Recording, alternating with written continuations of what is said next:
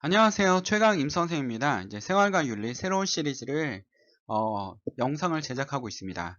자, 이번 영상들은 뭐냐면 틈새 틈새로 약간 심화 과정을 하면서 굉장히 우리가 많이 놓쳤던 내용 정리 시간에 많이 놓쳤던 부분들, 그리고 좀 더 심화 있게 깊이 있게 들어갈 수 있는 부분을 계속 짧은 강의로 만들어내려고 합니다. 그래서 여러분들 아무 때나 공부할 수 있도록 만들어 보려고 합니다. 모두 다 화이팅! 자, 배려윤리입니다. 배려윤리요. 자, 배려윤리가 우리 뒤에 이제 자연관계에서 잠깐 나옵니다. 나딩스가 나오던데 잠깐 나옵니다. 수능 완성에서 잠깐 나옵니다. 근데 배려윤리와 요나스가 둘 다 잠깐씩 나옵니다. 그래서 이 자연과의 윤리에서 문제가 출제될 수도 있고 안 될 수도 있습니다. 굉장히 출제율이 높은 건 아니지만 나오면 아이들이 문제를 날릴 수 있기 때문에 그 틈새를 이용해서 틈새 공부를 하는 겁니다. 됐나요? 자, 배열리는 원래 어떻게 시작됐냐면 칸트의 보편화 원리, 의무론이죠. 롤스의 정의 원리, 콜버의 도덕 발달 이론, 이런 것이 뭔지도 몰라도 되지만 당연히 롤스와 칸트는 알고 있어야 되죠. 자, 이러한 원리는 남성 중심의 생각에서만 나온 것이다. 그러므로 여성 중심의 윤리가 필요하다라고 길리건과 나딩스 교수님 얘기한 거예요. 교수님들을 구분할 필요도 없고 학자도 그렇게 기억할 필요 없습니다. 그냥 배려윤리만 알면 됩니다. 그래서 배려윤리는 가장 쉬운 뭐냐면 여성들만이 가지고 있는 윤리적 특징이 있다. 그게 뭐다? 바로 배려다.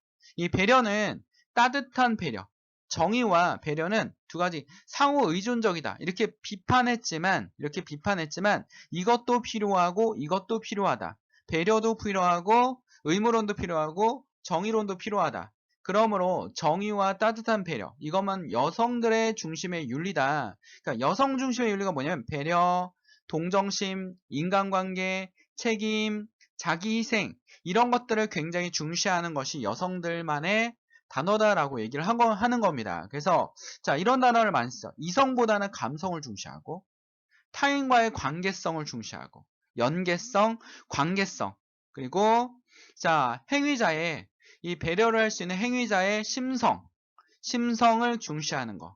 그리고 공정성보다는 동정심을 더 중요시하는, 그게 바로 뭡니까? 배려윤리입니다. 자, 나딩스는 이걸 그대로 다 받아들여서 더 뭐를 플러스하면 자연적 배려, 모성 본능이죠. 이미 우리가 가지고 있다. 모성 본능은 여성만이 가지고 있는 독특한 특징이다. 그래서 자연적 배려를 강조하는, 윤리적 배려를 옳다고 여겨 의식적으로 배려하는 것이고, 자연적 배려는 자연적 감정으로 배려하는 것이다 라고 얘기하고 있습니다. 근데 이 배려 윤리는 인간과의 관계에서만 중요시하는 것이 아니라 우리는 미래 세대의 관점에서 판단한다면 환경을 보호하는 행위, 그들에게 이익을 주는 가치 있는 행동이다. 배려윤리를 실천한 것으로 주장하고 있습니다. 그래서 배려윤리로 실천한 것을 주장합니다. 그러니까 배려는 자, 여기서 끝나는 게 아니라 타인, 약자, 동물들, 식물들까지 확대 적용해야 된다. 라는 것입니다. 됐나요? 그게 바로 배려윤리입니다. 그럼 배려윤리의 핵심은 뭡니까? 여러분, 배려라는 단어가 나오면 배려윤리죠, 거의. 그리고 감성, 행위자의 품성, 그치? 타인과의 관계, 동정심, 자연적 배려. 이 자연적 배려 어디까지? 약자나 동식물까지 확대시키는 그런 입장이 바로 배려윤리다라는 겁니다. 됐나요? 그러면 우리 이번에는 요나스의 책임윤리에 대해서 한번 공부해 봅시다. 요나스는 이런 얘기 했죠. 자, 여러분, 과거에는 자, 책임질 게 분명하지만 자, 윤리적 공백이 만들어졌다. 우리가 과거에 했던 걸 공부해 보는 겁니다. 그래서 현재에는 뭐가 필요하다? 책임윤리가 필요하다. 어느 것 사건이 터졌을 때 그에 대한 명백한 책임을 질 수 없기 때문에 옛날에는 인과관계가 분명한 것만 책임을 졌죠. 어떤 사람 칼로 찔렀어. 그럼 이 사람이 책임을 져야지. 범죄를 저질렀으니까 책임을 져야 됩니다. 근데 오늘날 자, 어떤 마을에 공장이 들어와서 그 마을 주민들이 점점점 몸이 아파. 그리고 그 주변에 있는 마을에 있는 동식물들이 다 죽기 시작했어. 그러면 이거에 대해서 인과관계가 분명하지 않더라도 책임을 져야 된다는 겁니다. 그래서 오늘날은 인과관계만 분명한 것뿐만 아니라 자, 인과관계가 분명하지 않은 것까지 책임을 져야 되는데 우리가 이거에 대해서 미래 세대까지 책임을 지는 현재 있는 사람들이 미래 세대까지 책임을 지는 것이 필요하다라는 겁니다. 인류의 존속에 대한 현 세대의 책임을 강조하고 있어요. 인류의 존재, 현 세대의 책임. 그쵸? 현재 있는 사람만 책임을 지는 겁니다. 미래 세대는 책임을 지는 게 아니라 상호 연관을 통해서 책임을 지는 게 아닙니다. 그쵸? 우리 배려윤리는 상호 연관과 상호작용을 통해서 어떻게 합니까? 배려를 통해서 그들에게 뭐 합니까? 배려를 하는 거지만 이거는 지금 행위자의 주체가 자 주체성이 굉장히 강하죠. 책임의식이 강해요. 강조합니다. 그래서 여러분 호혜성이 아니라 비호혜성이라는 단어가 나온다 했죠? 비호혜성은 뭡니까? 자, 현 세대가 미래 세대는 책임질 수 있지만 미래 세대는 우리를 책임질 수 없잖아요. 그게 요나스입니다. 그래서 비호혜성, 호혜성이 아니라 비호혜성. 지금 있는 사람만 책임을 진다라는 겁니다. 현 세대가 가진 책임은 1차적으로 미래 세대의 존재를 보장하고 그리고 2차적으로 그들의 삶의 질을 배려하는 것이다. 이 삶의 질의 배려를 좀 더 확대해서 가면 뭡니까? 환경, 동식물까지 배려하는 것이다. 그래서 생태학적 정원 명령을 강조하는 요나스는 너희 행위의 결과 지구 위에서 진정한 인간의 삶의 지속과 일치되도록 행위해라. 인간의 삶이 지속되도록 네버엔딩 스토리가 될 수 있도록 지속해라. 근데 그 인간의 삶을 위해서 자연을 보호하는 게 아니라 자연 자체도 뭐가 있다? 목적이 있다라고 얘기한 사람이 요나스예요. 그래서 자연 생태계가 뭐가 있다? 생명이 있는 모든 것은 내재적 가치가 있다. 너희 행위의 결과 인간의 삶의 미래의 가능성에 대해서 파괴하지 않도록 행해라. 이게 뭡니까? 모두 다 지금 있는 사람들이 책임을 지는 거죠. 미래 세대를 위해서. 그리고 환경을 위해서. 요나스는 내재적이고 본질적인 가치를 지닌 모든 생명체의 책임이 있습니다. 그래서 모든 생명체는 뭐가 있다? 목적이 있고 내재적 가치가 있다라는 거. 그쵸?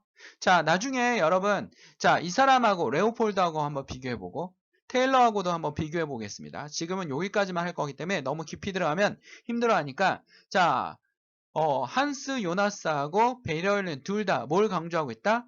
환경에 대한 배려와 책임을 강조하고 있다. 요나스는 책임. 자, 뭡니까?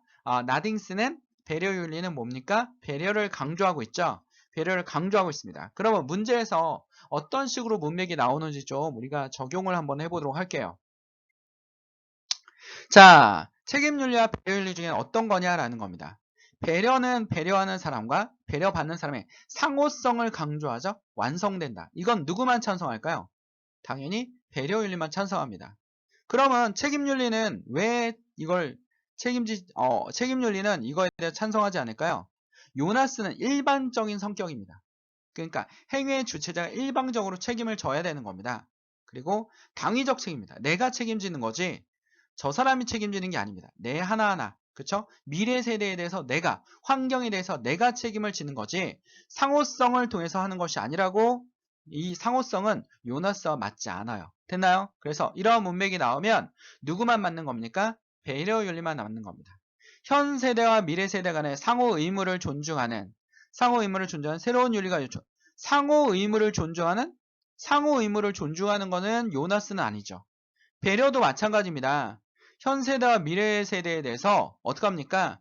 미래 세대가 우리를 배려해? 그게 아니죠. 그치? 기존에 있는, 그러니까 배려윤리는 자기를 중심으로 해서, 자기 중심에서 이 원한의 배려가 더 적극적으로, 더 가까운 사람들이 적극적으로 배려를 받는 겁니다. 그쵸? 근데 미래 세대에 의해서 내가 배려를 받는다? 불가능한 거죠. 그래서 둘 다 X가 되는 겁니다. 됐나요? 이해됐나요?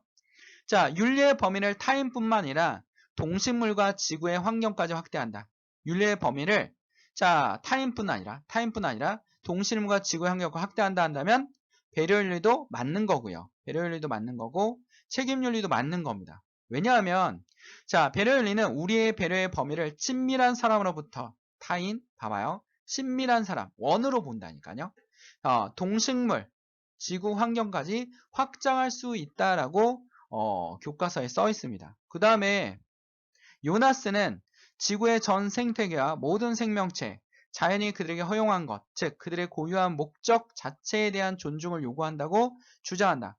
전 생태계와 모든 생명체. 이거에 대해서 어떻게 한다? 그들에게 허용한 것, 그들의 고유한 목적 자체에 대한 존중을 요구하고 있다고 주장한다. 존중해야 된다라고 얘기하고 있습니다. 그러므로 윤리의 범위를 타인뿐 아니라 동식물과 지구 환경까지 확대해야 된다라고 하면 둘 다 O가 되는 거예요. 됐나요? 됐습니까? 자, 네 번째, 자녀와의 관계의 윤리적 원형을 찾을 수 있다. 윤리의 원형을 찾을 수 있다. 그러면 둘 다 뭐라고 그럴까요? 배려윤리는 O죠. 왜? 모성 본능. 책임윤리도 뭡니까? 맞습니다. 왜?